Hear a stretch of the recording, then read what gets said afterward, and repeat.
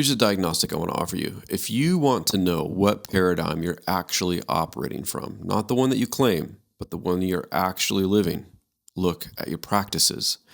Your behaviors are the confession of your beliefs, whether you intend them to be or not. Paradigm determines practice. This is the mechanism.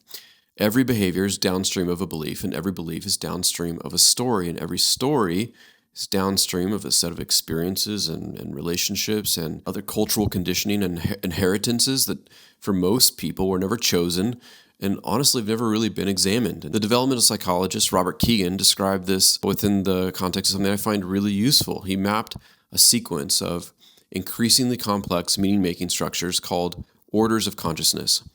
And the key shift between earlier and later orders is not the acquisition of new information, it's the transformation in your relationship to information itself. And so at an earlier order, I am my beliefs. And so to challenge my belief is to challenge me.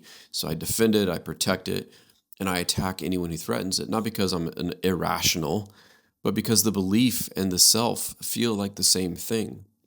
At a later order, I have my beliefs. I am not my beliefs. And so I can observe them, I can interrogate them, I can revise them without experiencing that revision as a kind of death. And that distinction is everything.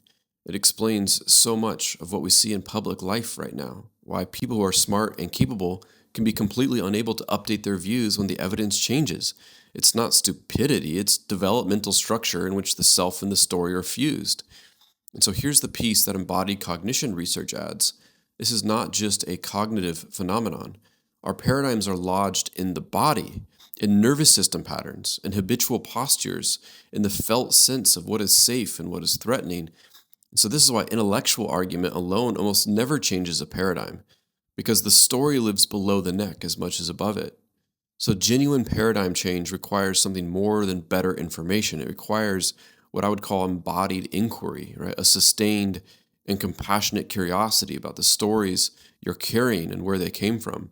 That's the work. And it's not comfortable, but it's the beginning of everything.